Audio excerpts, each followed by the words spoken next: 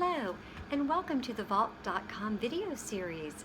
My name is Beth Burrus, and I am today featuring a blog written by Kristina Rudic. It's called How to Optimize the Start of Your Day.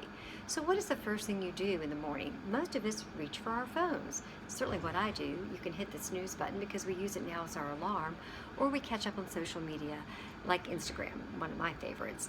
But whatever we're doing to begin our morning, what if there was another way to start the morning? Particularly how to optimize the natural energy we supposedly awake with, but ultimately ignore.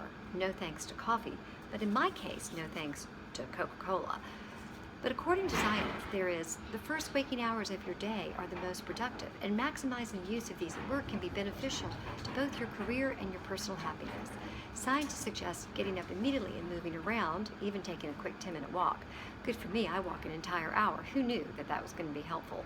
But those that just hopped out of bed and got their blood flowing were shown to have an energy boost that lasted 2 hours. These 2 hours can prove crucial to the remainder of the day, especially if we keep behavioral scientist Dan Ariely's advice in mind.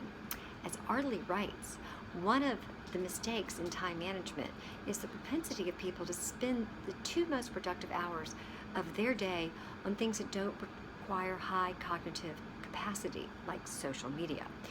If we could salvage those precious hours, most of us would be much more successful in accomplishing what we truly want. So instead of waking up and scrolling through Instagram, Ariely suggests the goals for the day by compartmentalizing what is most important and needs to be tackled first. We can do this in 2 ways. By first determining what qualifies as real work and what is actually busy work in disguise. We all know what busy work is. Smaller things such as checking emails, responding to texts, and getting updates on projects can be busy, albeit still important work.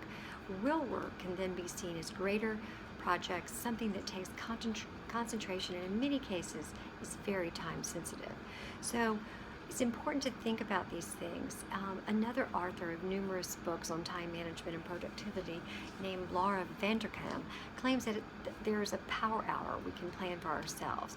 We can get a lot more done. And her advice is to schedule this for the early morning when you're most productive, when you're fresh-faced and not burned out by the day. So it's important to keep her words in mind. She says, recognize that certain aspects of work will expand to fill all available space. We have to consciously choose to spend less time on email and carve out more time for the important work that matters to us. So it urges us to prioritize what will benefit us, not just with immediate gratification, but in the grander scheme of things. She urges professionals to invest in themselves in these ways. By taking her advice, workers can work on projects or assignments that truly matter to them. And by ensuring that it is prioritized at our peak points of concentration, most likely the end result and product will be much better than if we chipped away at in smaller spurts throughout the day. So these are some things to keep in mind. That's our sort of tip of the day with our most recent blog written by Kristina Rudic. Thank you so much.